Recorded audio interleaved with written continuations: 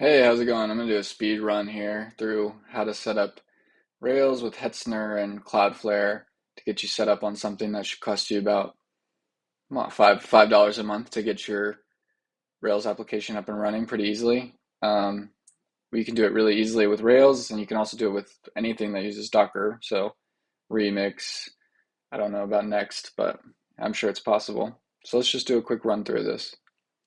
So sign up for Hetzner.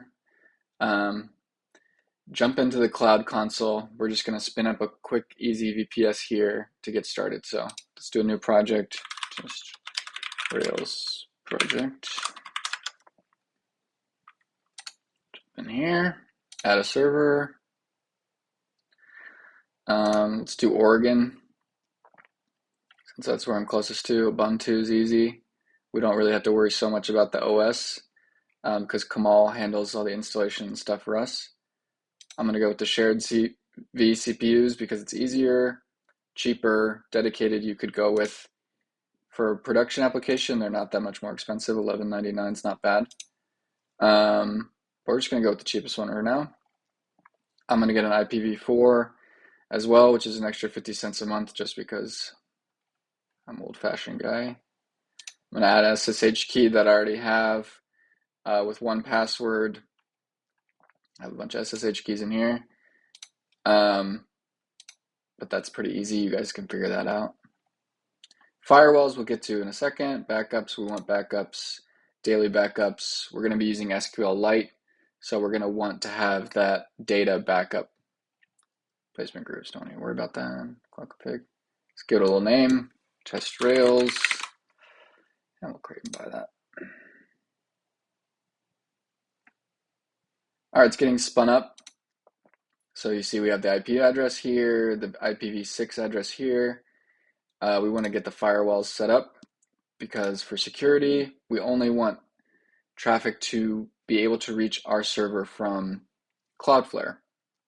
We're using Cloudflare for DNS and caching and all that good stuff. So everything we want to only come from Cloudflare, that includes the ICMP. Here's a Cloudflare IPs. This is really easy to get. Just search Google Cloudflare. You can spell it correctly, unlike me. IP addresses is the first thing. Get the IPv4 addresses, and we'll also add the IPv6. But anyway, add the IPv4, add rule,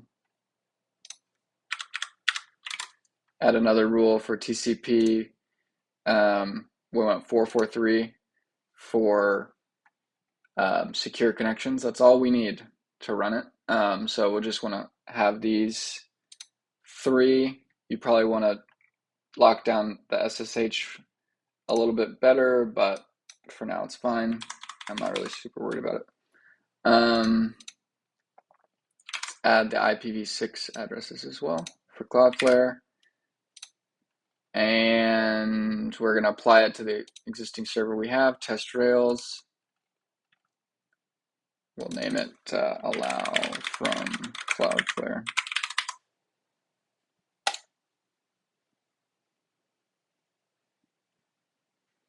All right, that's it. Everything's set up for our server. Next stop is Cloudflare. Let's do that next. So now we're in Cloudflare, which is what we use, or what I'm going to be using to manage DNS because they handle a lot of caching, etc. for free. They give you a free SSL certificate. It's really easy to set up, and it's really good service and works super well. I already registered a domain, simplehost.net. Obviously, you can add your own, you can create your own domains, but I'm not going to show you how to do that. But find out whatever you want your domain to be. I called mine simplehost.net. Just hit the manage button, and let's go to update DNS. So right now, all we need to do is update the DNS to point at our server. Since we're just managing one server right now, this is super easy.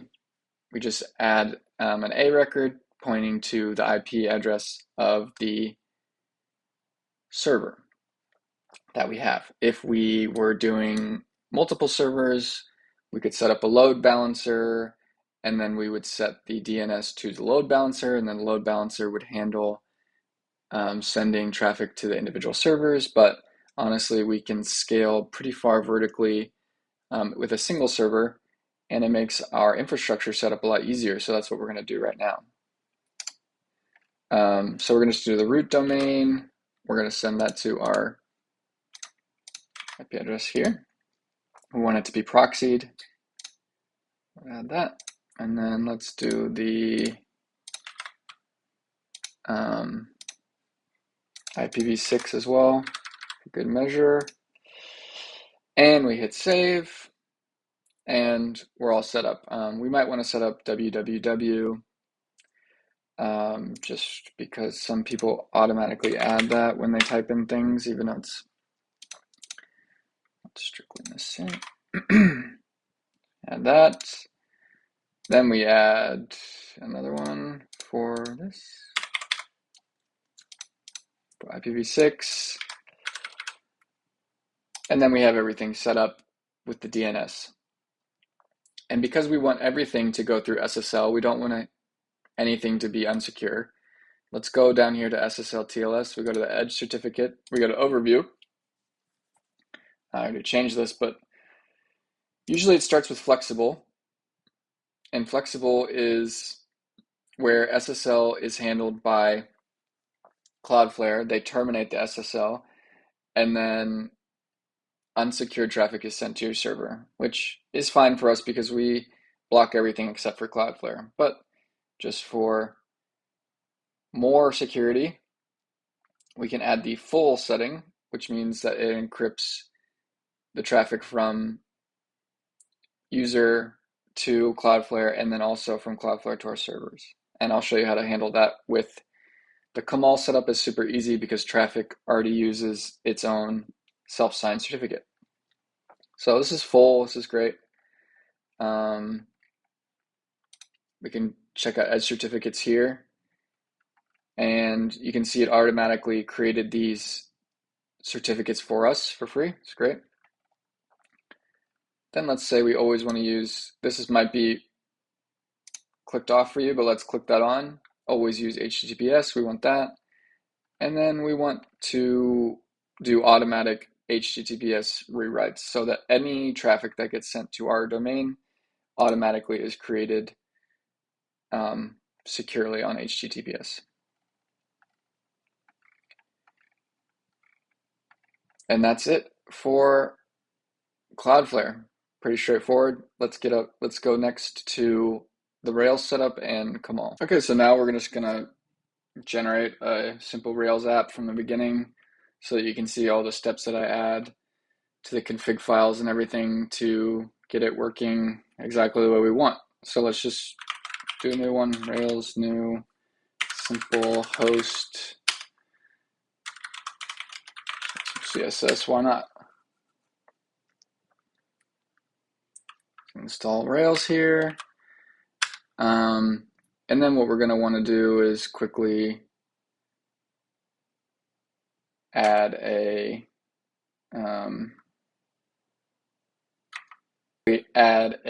just home controller, and then let's get inside Rails here. I'm going to quickly add a home controller, and we're going to just update the routes to be root, and then just update the old index controller.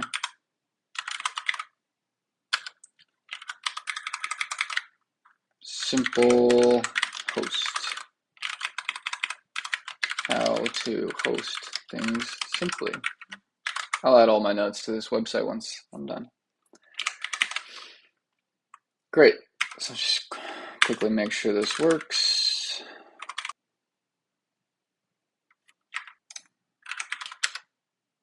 All right, simple hosting. It's running correctly at localhost, which is great. So now we're ready to go. Let's check out the Docker file here. We need to do a little something to make everything work with the data directory, which is what we want to use for SQLite. So right here, I want to make a directory.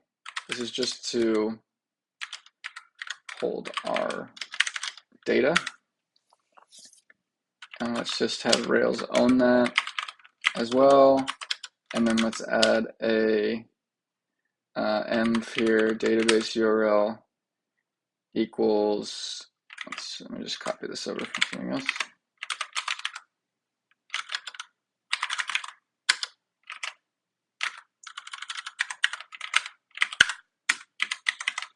This is just to hold the data directory, to add a data directory, and to point SQLite to that. And then let's update the database to get the from env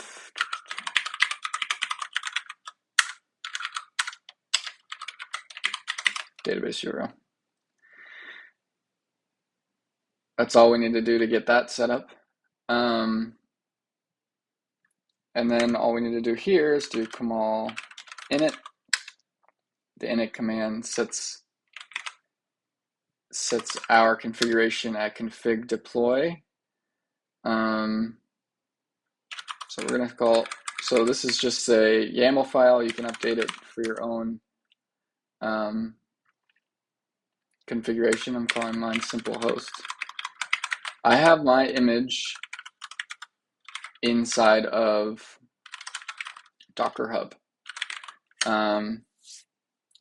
You can do whatever you want. You can use any hosting service, DigitalOcean, AWS. They all have Docker registries. They're all pretty easy to use. Docker Hub is super simple. So you sign up there, create a repository, and then put your username here. This is for the registries, for the image host. My username is sjohnson540. And then I'll get to setting up these environment variables in a second, but we'll be putting our registry password inside a env file. And we're also going to want the Rails master key, which is from the env file as well. And this just shows that it's a secret and it pulls it from there. You can do clear, which means it's just my non-secret hello thing. And but you don't need that. For now, we just need the Rails master key and the Kamal registry password, or you could just call it anything you want. So for servers, this is where it gets a little bit more complicated. For servers, we want obviously the IP address that we used earlier. Let's do this. But what we really want to do is actually use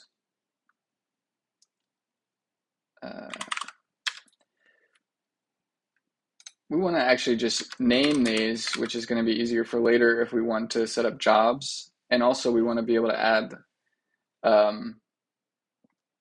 labels for traffic to work correctly with our scheme of encrypting all of our traffic.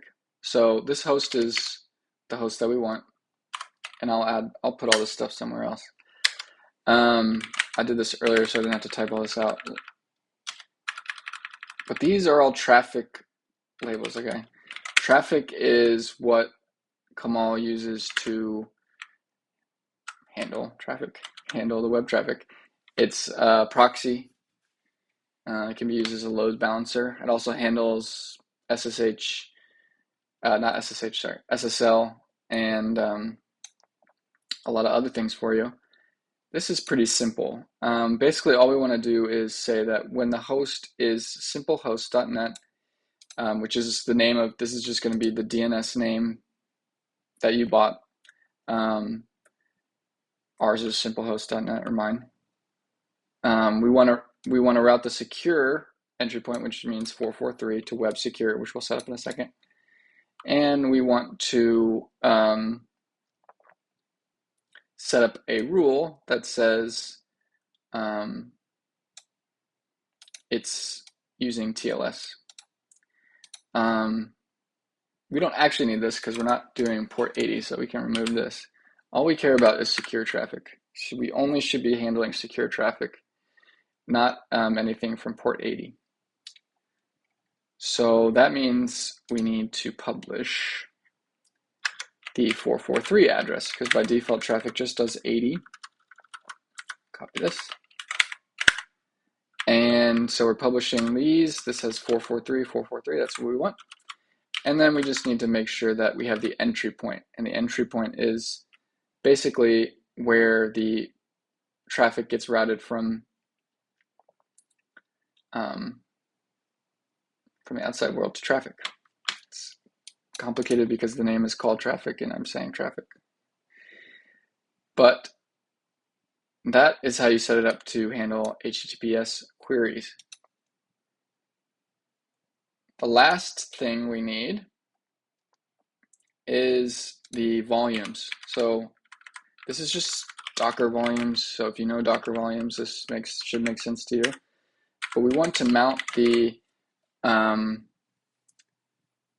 data volume, which is what we're using for our SQLite data every time a Docker container comes up, because we want to be able to access the database, obviously, and we don't want it to delete itself every time the Docker container goes down. You can call this is just a named volume. You can name this whatever you want, and also you can store it on the server itself if you'd like, but this makes it easy to just use it through Docker volumes.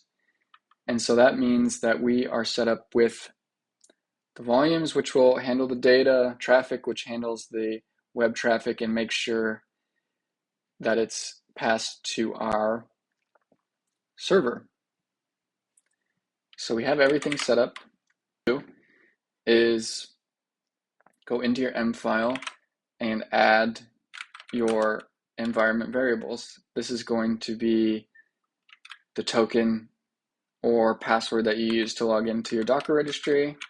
And then this is going to be your Rails master key. I'm going to update them, but I'm not going to show it to you. Okay, so we got that all set up, and now we're going to run Kamal setup, which is going to go on to the Docker, which is going to go onto the server, install Docker, and then also what it's going to do is build your Docker file for the first time. So you can see that it's building Docker, and this is just going to take a little while because it's installing everything at the beginning. I'm going to fast forward to this part for you. Okay, so it finished running successfully, as you can see. The first time always takes the longest because it's setting up the server, etc. And then from this point on, you can just run Kamal deploy, and that will rebuild the Docker container, restart your containers that are already running, and traffic will handle moving from the old to the new. So now that's running. Let's check to see if it's working. This is what it is on localhost, and let's see about simplehost. There it is. It's up and running. It's running on Cloudflare. We have HTTPS, and now all you need to do to deploy is run Kamal deploy anytime you change. And that's it. You're ready to go.